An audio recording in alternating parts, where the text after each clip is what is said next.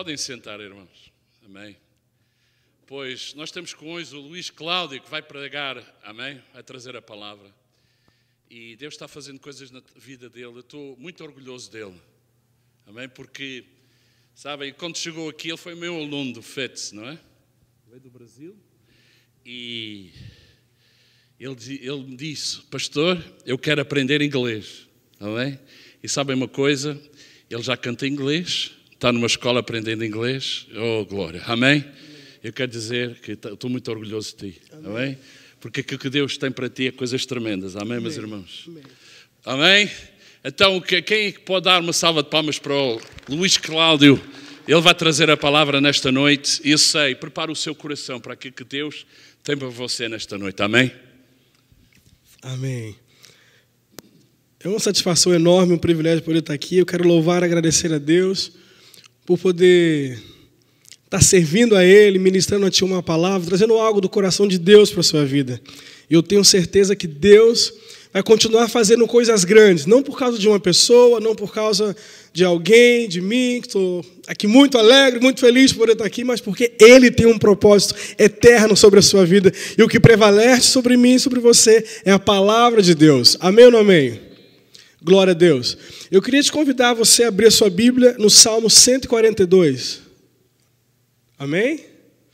Salmo 142 diz assim, verso 1. Com a minha voz clamo ao Senhor, com a minha voz ao Senhor suplico. Derramo perante Ele a minha queixa, diante dEle exponho a minha tribulação. Quando dentro de mim esmorece o meu espírito, então Tu conheces a minha vereda. No meu caminho em que eu ando, ocultaram-me um laço. Olha para a minha direita e vê, pois não há quem me reconheça. Refúgio me faltou, ninguém se interessa por mim. Repete comigo essa frase. Olha para a minha direita. Todos digam, olha para a minha direita e vê, não há ninguém que me reconheça. Refúgio me faltou, ninguém se interessa por mim. Amém. Senhor, obrigado, Senhor, pela Tua palavra. Obrigado, Senhor, porque ela é lâmpada para os nossos pés, ela é luz para os nossos caminhos. Senhor, e diante de Ti nós queremos abrir o nosso coração para receber de Ti aquilo que o Senhor tem para nós, para receber de Ti, Senhor, as entrelinhas reveladas na Sua palavra, a fim de que possamos sair daqui corroborados no Espírito, a fim de que possamos sair daqui, Pai, fortalecidos, Senhor, com uma palavra no nosso coração, com a motivação correta. Nós nos entregamos a Ti, nós somos Teus e pedimos, Senhor, cumpra o Teu querer nessa noite. Quebra sofisma, cadeias e fortalezas e libera sobre nós a Sua palavra. Levamos cativo todo o pensamento à obediência de Cristo nessa noite, para que toda a mente venha estar sujeita à Tua palavra, ao Teu Espírito e à Tua vontade, no poder que há no nome de Jesus, Pai. Cobre-nos com Teu sangue, a nossa mente, nosso coração, para que nós possamos estar desarmados, abertos para Ti, para a honra e glória do Teu nome. Você concorda? Diga amém.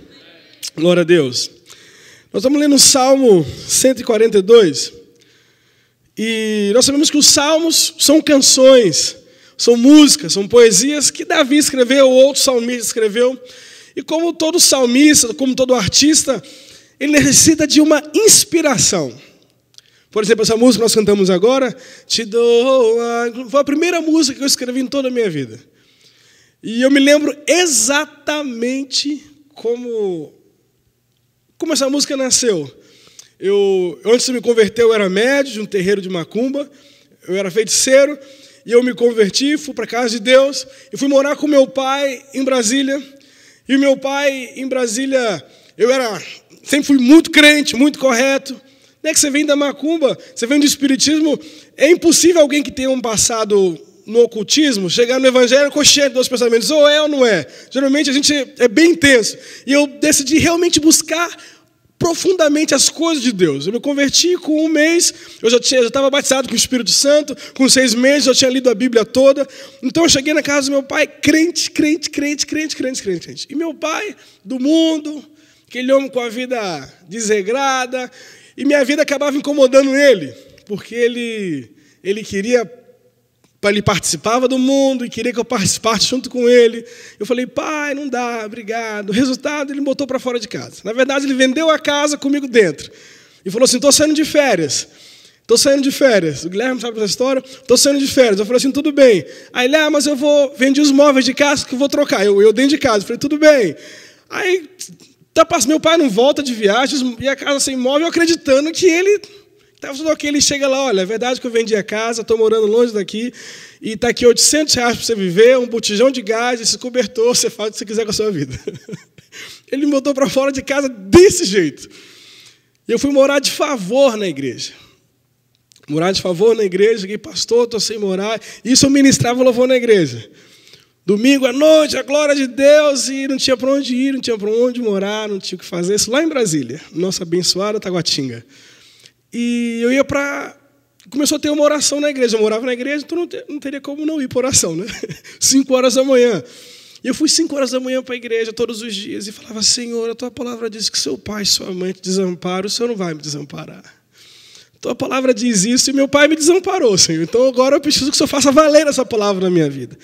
E Deus virou para mim e falou assim, olha, para de reclamar, eu sei do que você precisa, não é por muito você falar que eu vou te escutar, começa a me adorar. Eu falei, então me ajuda a te adorar. Quando eu falei isso, mas desceu como um fax. Te dou a glória, te dou meu louvor e o meu amor. Foi desse jeito que essa canção nasceu. Estou te contando isso para te dizer o contexto que eu criei essa canção. Foi num momento difícil.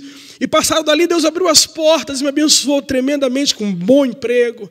Engraçado que quando eu estava sem casa, sem emprego, morando de favor na igreja, foi quando eu recebi as profecias mais tremendas da minha vida, como eu vou fazer você viajar aos 4 cantos do mundo.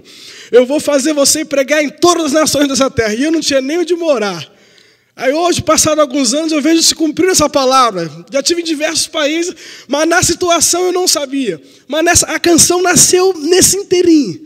Por isso que, meu irmão, independente do que esteja acontecendo na sua vida, Romanos 8, 28 é uma verdade. Porque todas as coisas cooperam para o bem daqueles que amam a Deus. Então essa canção nasceu em meio a essa crise. E quando eu olho para o Salmo 142, eu vejo assim um salmista falando, Senhor, eu exponho a minha culpa, eu exponho a minha dor para Ti, mas, Senhor, Ele diz assim no verso 4, eu olhei para a minha direita, não achei refúgio, eu não achei socorro, eu não achei quem me reconhecesse. Comecei a cavar a história do Salmo 142, eu descobri uma situação que eu queria trazer para você. E aqui eu começo a ministrar minha palavra, lembrando do contexto dessa situação, do contexto desse Salmo 142. Está lá em primeiro livro de Samuel, no capítulo 19, quando começa a situação. Davi, Golias afrontava o exército de Deus. Saul não tinha coragem de peitar aquele homem. Saul não tinha coragem de enfrentar. Você conhece a história? Veio Davi veio, venceu Golias. Davi foi separado para estar ali como capitão, casou-se com a filha do rei, e ele era o bambambam. Davi era o cara. Davi era o homem ali naquele lugar. Não tinha ninguém melhor do que Davi naquele lugar. A ponto que, quando o coração do rei começou a enciumar, o pessoal cantava, Saul matou milhares, Davi 10 milhares. O nome de Davi começou a crescer por aquilo que Deus tinha feito na vida dele. Em determinado momento, Davi está lá tocando a sua harpa, porque o Espírito de Deus já tinha saído da parte da vida de Saul, e vinha um espírito maligno, atormentava Saul, e Davi estava lá tocando aquela harpa, para Saul se sentir bem. De repente, o coração de Saul se enche de inveja, de raiva de Davi. Saul pega uma lança e taca uma lança em Davi. E Davi, para poder sobreviver, para poder continuar vivo, ele foge. E Deus começa a trabalhar com Davi. Olha, Deus, quando olhou para a vida de Saul, aquele homem bonito que se destacava do ombro para cima, e acabou que Deus perdeu Saul. Quando eu digo Deus perdeu Saul fez tudo aquilo que Deus não queria que ele fizesse. Deus vem e escolhe Davi, só que entre a promessa e o cumprimento da promessa, existe algo chamado processo. Repita comigo, processo. Entre a promessa e o cumprimento da promessa. Quantos tem uma promessa de Deus aqui na sua vida? Olha, eu quero dizer uma coisa. Por que as coisas não acontecem automaticamente na sua vida? É porque Deus é tardio? Porque Deus está errado? Não. Porque nós precisamos crescer. Nós nos alimentamos hoje com o quê? Com garfo e faca, não é verdade? Garfo e faca é para a nossa alimentação. Se você pegar um garfo e faca e der para uma criancinha, o que ele vai fazer com esse garfo e com essa faca? Ele vai se alimentar? Não, ele vai botar na boca. Se você der um garfo, uma faca para uma criança, ele vai pegar e botar na boca. Tudo criança coloca na boca. Agora, o garfo e a faca é útil, mas é útil para aquela criança? Não. Por quê? Porque ele não está preparado para administrar. Ele ainda está precisando levar a comida na boquinha. Amém ou não amém? Eu quero dizer para você, Deus não está demorando a sua bênção. Ele está esperando você amadurecer. Porque se Ele te entregar aquilo que Ele te prometeu entregar, sendo que você não está espiritualmente, emocionalmente maduro, aquilo que seria para você ser abençoado vai te ferir ou ferir alguém. Entre a promessa e o cumprimento da promessa existe um período chamado processo. E é nesse período agora que Davi entra. Quando Deus começa a tratar com Davi. Quando Deus começa a remover alguns brinquedinhos emocionais de Davi. E aqui Davi começa a perder a primeira, eu vou chamar esses brinquedinhos de muleta. O que é muleta? Aquilo que você usa para você apoiar. A primeira coisa que Davi perde é o quê? É a boa posição, porque para ele se manter vivo, ele teve que fugir daquele lugar. Qual era aquele lugar? Era o emprego dele. Era de onde ele tirava o dinheiro, era de onde ele tirava o sustento, era de onde ele tirava a provisão. Para ele se manter vivo, ele teve que abandonar. Isso está em 1 Samuel, no capítulo 19, verso 10, diz que Davi fugiu e escapou da presença de Saul. Qual a primeira muleta que ele perde? Repete comigo, o emprego. Repete comigo, o emprego. A boa posição. Qual é a primeira muleta? O emprego. Ele perdeu o emprego. Ele perdeu o sustento dele. A Bíblia diz que ele corre para casa. Corre para casa. Irmãos, eu não sou casado. Mas, ainda. Mas eu imagino que depois de um dia duro de trabalho, o que o homem quer? Chegar em casa e de repente deitar no colo da esposa e contar, olha, coça aqui minha cabecinha, aconteceu isso, aconteceu aquilo outro, né? Às vezes eu vou para a rua, quando eu chego em casa, eu subo o elevador, eu passo pelas casas, você sente cheiro de comida, né? Aquele cheiro de lar, né? Não é a comida em si, é o lar, tem alguém me esperando. E Davi chegou naquele dia em casa, vou falar com a Cíntia, vou falar com a Sula, vou falar com a Lília, vou falar com a pastora Cristina, vou conversar, você quer conversar? Você chega e Davi procura ela, meu bem, vai lá falar com seu pai, porque seu pai está louco, eu sirvo ele com fidelidade, ele está querendo me matar, ele está querendo fazer isso comigo, me ajuda, fala com ele lá, faz alguma coisa. Ela falou assim, meu bem, eu já fiz. Aí ele pensou, essa aqui não é a Amélia não, a Amélia que era a mulher, não, essa aqui não é a Amélia não, essa aqui é a mulher que Deus me deu, você já fez? Eu tenho a mulher certa, ela já fez tudo. E aí, tá tudo certinho? Posso voltar a trabalhar amanhã lá? De jeito nenhum. Sabe aquelas cortinas que nós ganhamos no enxoval do nosso casamento? Sei, eu amarrei uma na outra, eu fiz uma corda e joguei pela janela. Porque se você não fugir agora e pela janela, você vai morrer porque meu pai mandou gente te buscar. Isso está em 1 Samuel, no capítulo 19, verso 11 e 12. A Bíblia diz que a sua mulher fez ele descer pela janela, porque ela não pôde ajudar ele. Segunda muleta que ele perde, a família. Repete comigo, família. Qual é a primeira muleta? Primeira muleta? Segunda muleta? A família. Ele perde a família. A mulher dele não pôde fazer absolutamente nada por ele. A mulher dele não fez nada, ainda pelo contrário. Ela causou uma situação ruim, que ela botou um boneco na cama, quando foram lá ver, você me enganou? Ah, foi Davi que me forçou a fazer isso. O homem já perde o emprego num dia. Chega em casa de noite, já perde família e esposa. Quem ele lembra? Quem ele lembra? O culpado de todas as coisas. Quem é o culpado? Gente, o pastor sempre é culpado. Pode dizer. O pastor sempre é culpado. Por quê? Ele procura Samuel. Falou, Samuel, eu estava bem, cuidando das ovelhas do meu pai. Eu estava bem trabalhando lá. E agora eu me vejo nessa situação. Irmãos, e o interessante, que Deus não fala nada para Samuel. Samuel era o maior profeta da época ali, Deus não libera uma palavra para Samuel. Deus não fala nada, a Bíblia diz que Deus revela o oculto, escondido, mas ele não revelou nada para Samuel. Chegou o tempo, Davi procurou Samuel, conversou, olha, aconteceu isso, aconteceu aquilo outro, como é que nós vamos fazer? Samuel não tinha nenhuma direção. Samuel ele tinha uma escola bíblica, tipo FITS, ele tinha uma escola bíblica onde ele ensinava os profetas, era a escola dos profetas em Betel. E a Bíblia diz que Saul ficou sabendo que Davi estava com Samuel e mandou os soldados lá. Lembra o que aconteceu? Os soldados chegaram lá e o quê? Profetizaram. Mandaram outros soldados que profetizaram. Depois o próprio Saul foi lá. Quando Saul chegou lá, profetizou também e tornou-se até um ditado. Esteve até Saul entre os profetas. Ou seja, ele chegou naquele lugar e profetizou, e profetizou, profetizou, e saiu palavra profética. Eu quero usar esse exemplo para dizer uma coisa. Dom, uma pessoa que canta bem, uma pessoa que prega bem, uma pessoa que profetiza, não quer dizer que essa pessoa vai para o céu, não. O que define a tua salvação não é o dom que você tem, mas é o compromisso que você tem com a cruz do Calvário. É a marca da graça em você. Porque dom todo mundo tem, e eles são irrevogáveis. Deus deu, Deus não vai tomar de volta. Não é quem profetiza, quem canta, quem prega, quem fala bonito, não. É quem anda com Deus. É quem anda e quem está com Deus. Não se encante com dom, não se encante por talento, não se encante por isso, porque Deus não se encanta. Deus te deu, Michael, a habilidade de tocar, Deus deu o PJ, Deus deu para você a habilidade de fazer o que você faz. Você acha que Deus olha para você, uau, você toca tão bem? Não, porque Ele fala, eu que te dei. Você não faz mais que a sua obrigação em multiplicar o talento que eu te dei. Né? Lembra daquela parábola do que tem que multiplicar o talento? Então Deus não se encanta com talento, não. Deus olha para o nosso caráter, pela nossa disposição de andar com Ele, pela nossa motivação correta, pelo nosso sim, sim, pelo nosso não, não. Não é dom, o dom te eleva, uau, ele canta bem, mas o caráter te mantém. Ele é uma pessoa que aguenta o tranco, está me entendendo? Dom te eleva, mas o caráter te mantém. Não queira ir, não deixa o teu dom te levar aonde seu caráter não pode sustentar, porque o caminho pode ser sem volta. Voltando para o texto, ele procura Samuel e conversa com Samuel, e Saul fica sabendo que Samuel está com Davi.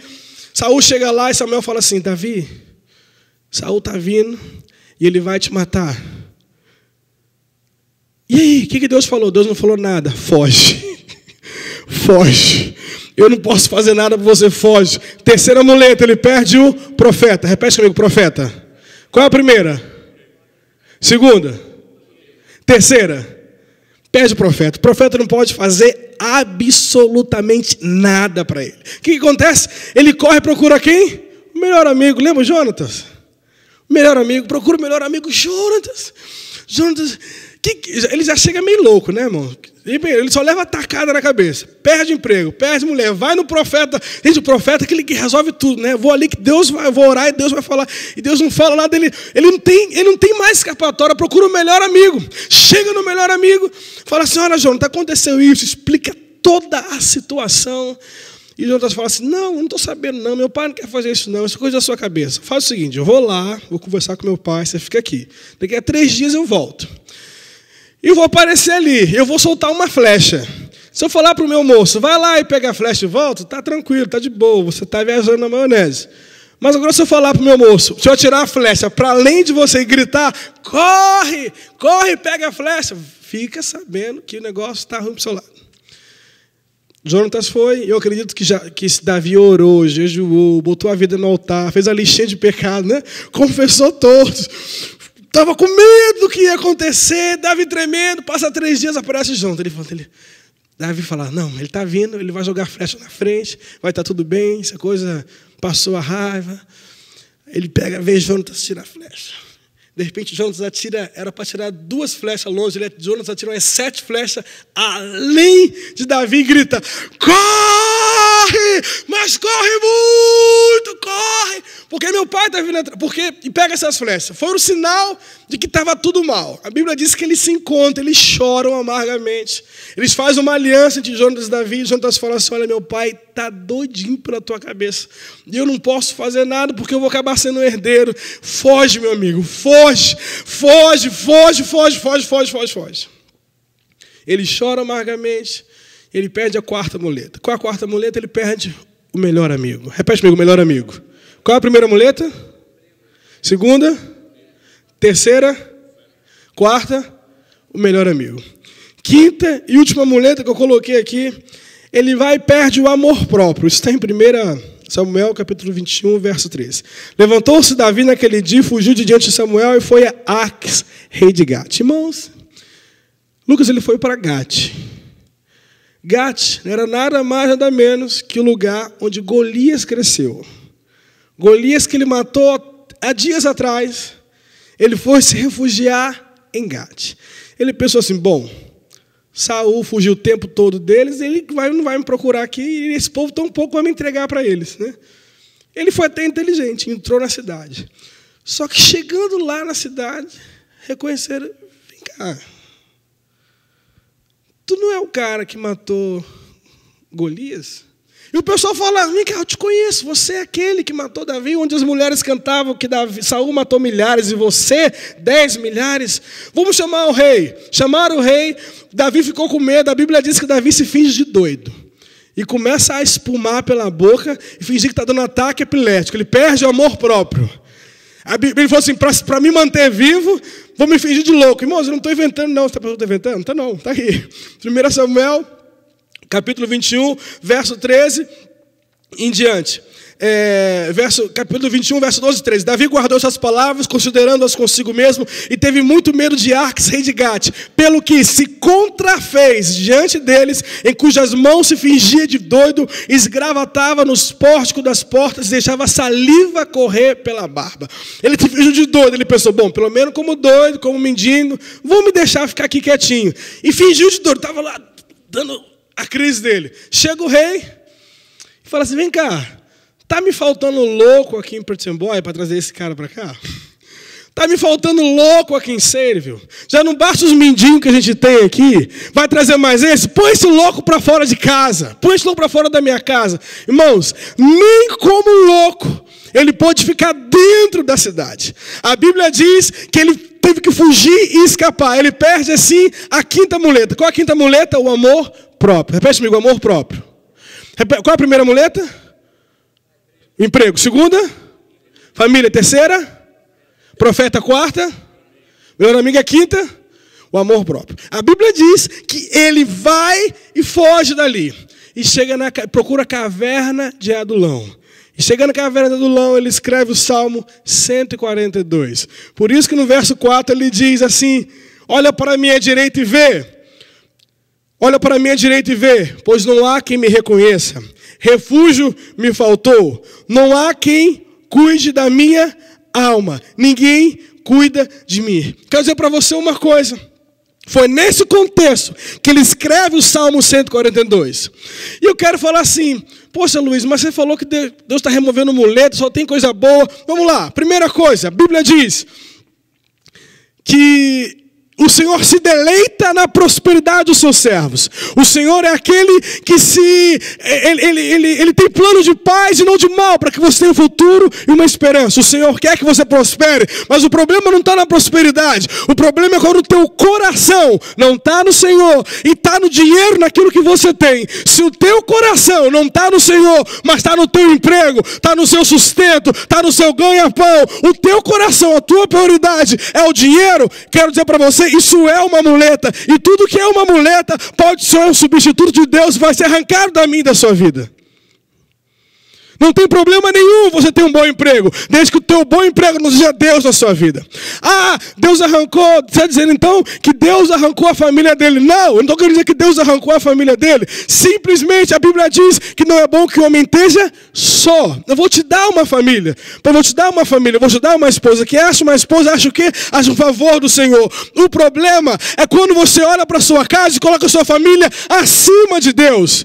Oh Senhor, eu vou te servir, mas eu vou ali meu pai primeiro, deixa os mortos enterrar os seus mortos. Eu não estou dizendo para você rejeitar a sua família de forma nenhuma. Eu estou querendo te dizer para você amar a Deus sobre todas as coisas, ainda acima da sua família. Eu não estou falando para você amar a igreja acima da sua família. Estou falando para você amar, eu não estou falando para você amar a igreja acima da sua família. Estou falando para você amar a Deus acima da sua família.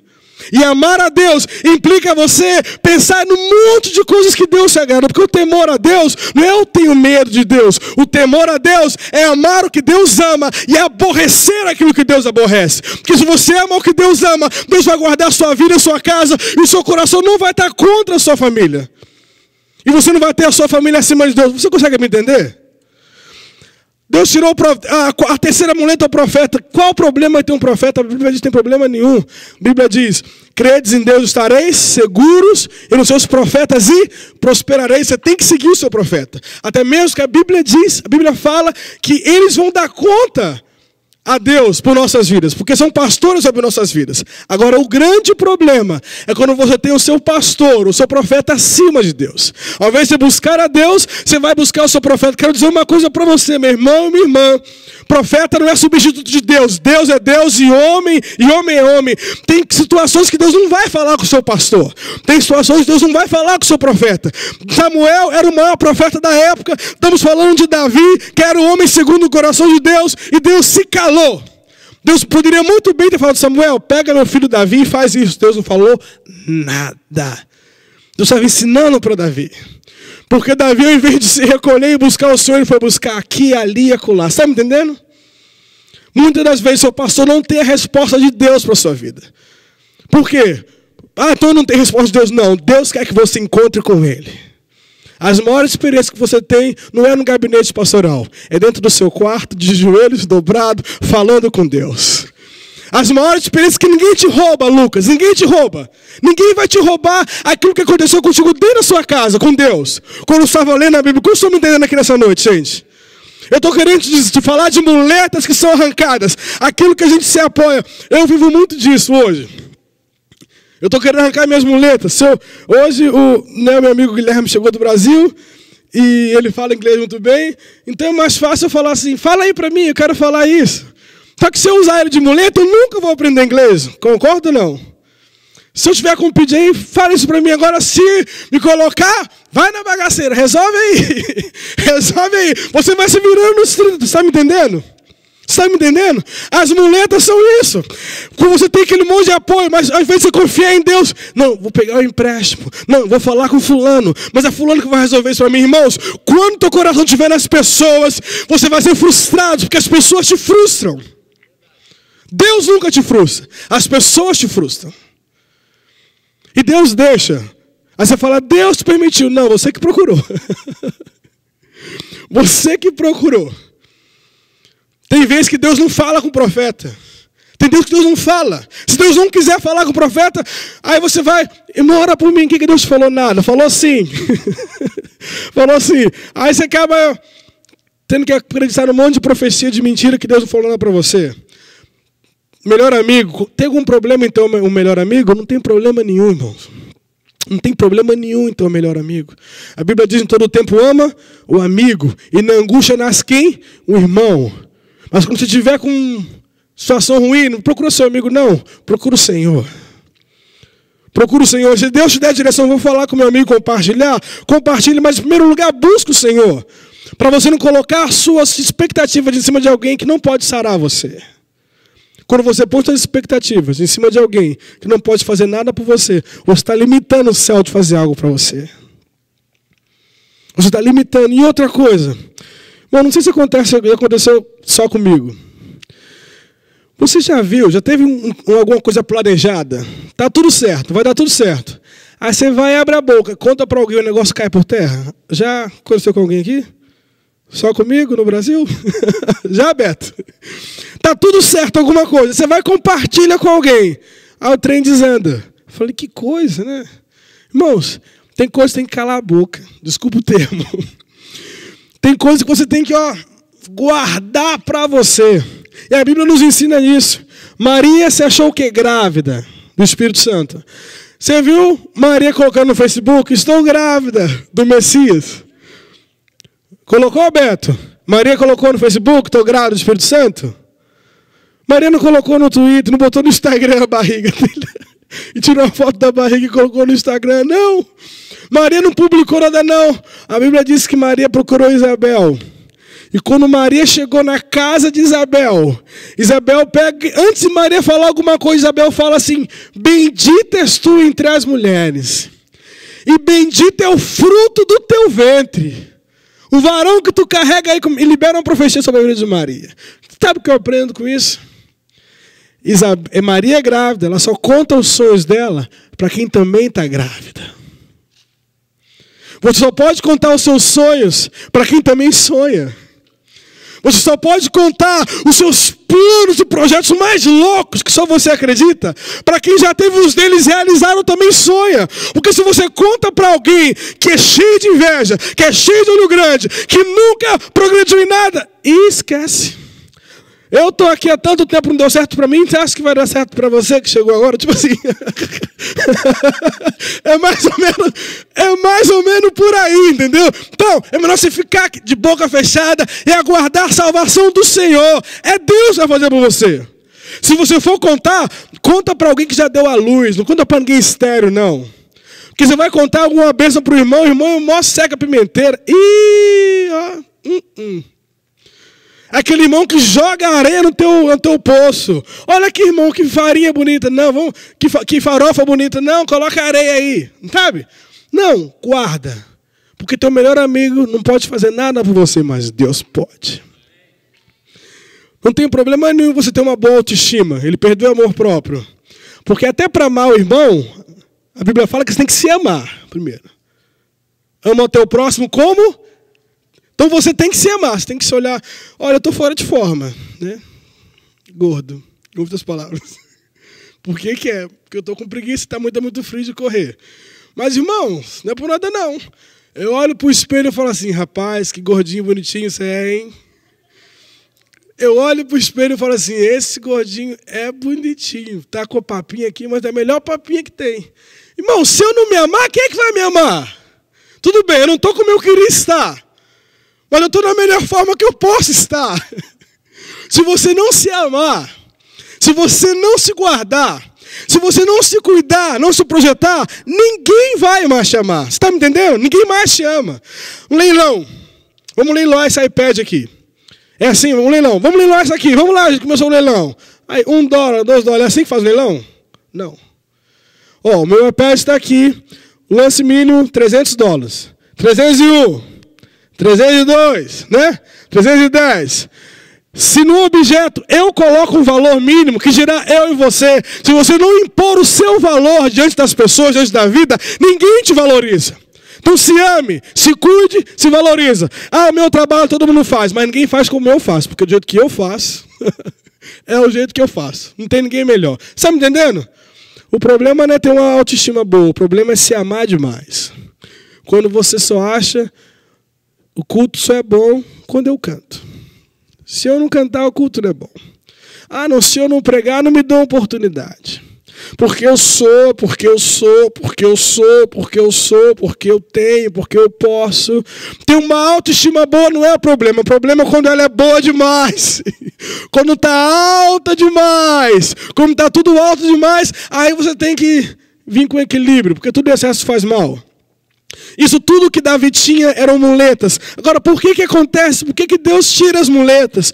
Por que Deus tira esses brinquedinhos emocionais? Primeiro tópico, Deus tira essas muletas, essas coisinhas, porque eles se tornam um substituto de Deus. Ao invés de buscar a Deus, você vai buscar as muletas. Você vai buscar a pessoa, o amigo, o gerente, o patrão. Você vai buscar aqui na terra.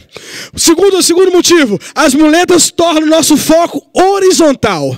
Nós vamos buscar aqui. Você viu que Davi buscou. Refúgio me faltou, né? Eu procurei aqui. Ele procurou na esposa, ele procurou no amigo, ele procurou no profeta. As muletas mantêm o seu foco aqui na terra. Quando você não tem elas, Deus coloca o seu foco lá. Porque toda boa dádiva, todo bom perfeito vem do alto do Pai das luzes. É vertical, não é na horizontal. Se ele usar a horizontal é porque ele quis usar. Mas nós sabemos que nós buscamos a vertical. Como estão me entendendo aqui nessa noite?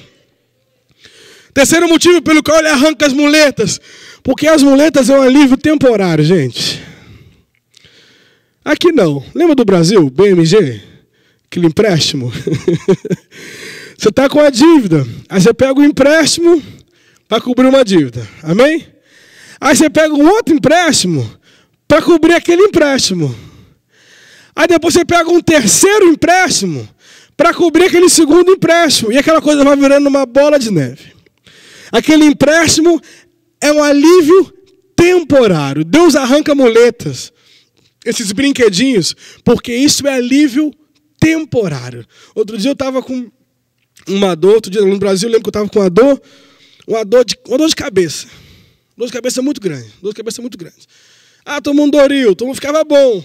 Mas continuava com dor de cabeça. Até que eu fui pro médico, eu descobri que a minha dor de cabeça era problema no meu rim, você acredita? Fiz uma bateria de exame, deu problema no meu rim, tive que tomar um remédio para o rim, que melhorou a minha cabeça. Ou seja, a dor de cabeça, a muleta, ela é aquele dorilzinho que resolve o momento. Na verdade, você tem que fazer um check-up para você ir direto na raiz. Ou seja, Deus arranca as muletas para vocês, porque a muleta da gente, porque as muletas são alívio temporário, resolve naquela hora. E o que Deus tem para mim, para a sua vida, são bens duráveis e bênçãos permanentes. Não é uma coisa para resolver hoje, é uma coisa que vai resolver hoje, vai estar na tua mão e vai estar sempre. Ele nunca vai jogar na tua cara, foi eu que fiz, foi eu que te dei. Porque a Bíblia diz que Ele te dá e não lança em rosto aquilo que Ele te dá. Como estão me entendendo aqui nessa noite?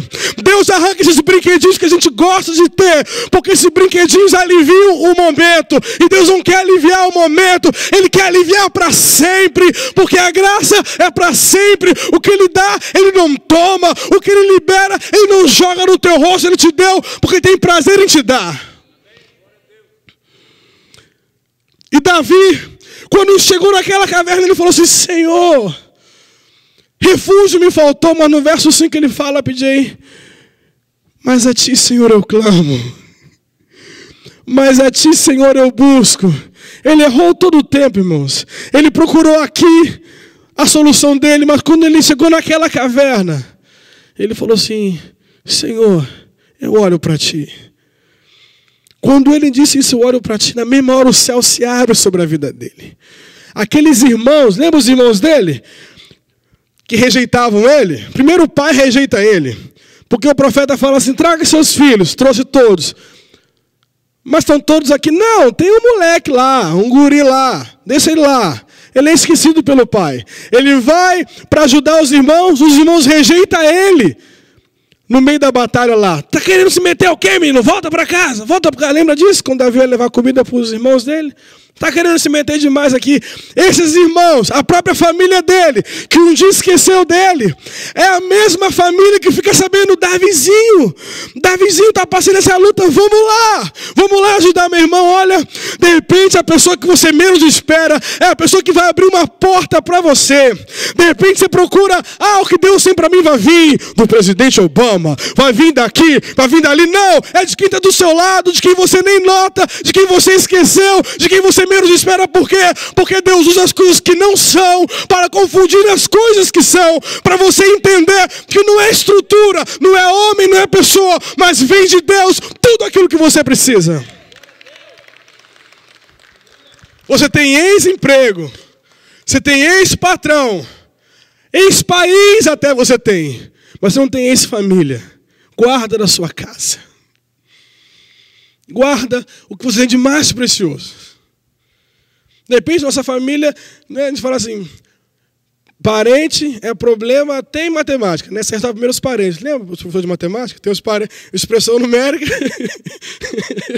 Tem expressão numérica. A primeira coisa que você resolve na expressão é o quê? Os parentes. É problema até ali. Mas, irmãos, é um problema abençoado, maravilhoso. Eu me lembro quando eu estava lá no Brasil, eu me converti, minha família me zoava demais. Crentinho. Lá em casa, o povo me chamava de Luizinho. Esse negão desse tamanho, Luizinho.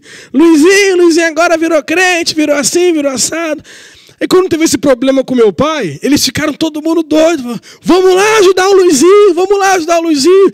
Irmãos, eu às vezes não tinha prazer de ir para casa dos meus familiares, que é tudo ímpio, né? Aquela cachaçada, aquela bebida toda. Eu falei: não vou não. Mas depois dessa lição, eu vou sim. Eles não são crentes, mas são meus. Não são servos do Senhor ainda, mas são a minha família. Quando eu estava numa situação ruim, eles falaram: vamos lá ajudar o Luizinho.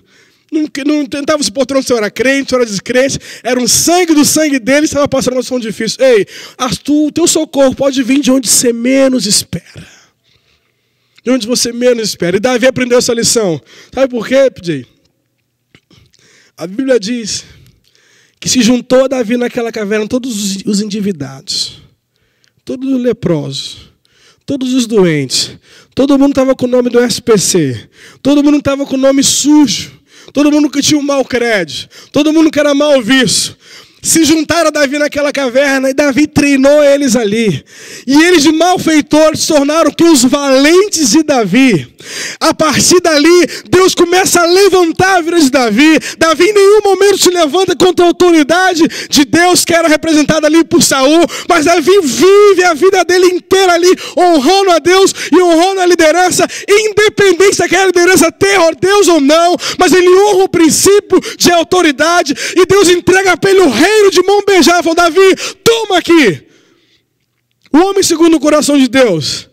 Deus arrancou as muletas dele para ele aprender, para ele entender que a solução não está aqui, a solução vem do alto, a solução vem do Senhor. Não está em estrutura, não está em homem, não está no gerente, não está no advogado, não está no patrão, não está no amigo, não está naquele cara que conhece aquela outra pessoa. Ei, você quer alguma coisa? Dobra o teu joelho, que Deus vai trazer para a sua vida. É Deus que dá, é Deus que abre a porta. É Deus que abre a porta. Quando Davi entende isso, ele começa a ser restituído de tudo aquilo que ele perdeu.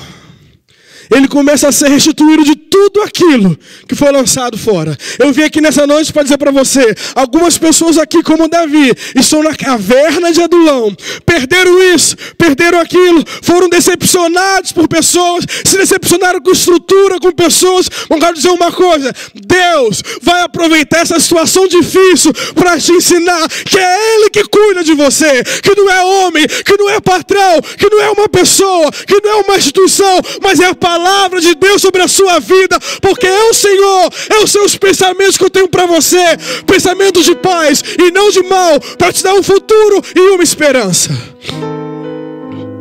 Não é homem, não é uma mulher, não é essa big igreja, porque até o pastor dessa big igreja fala: nós dependemos de Deus. Nós dependemos de Deus. Quero dizer uma coisa para você. Para você entrar no novo de Deus, esquece o passado.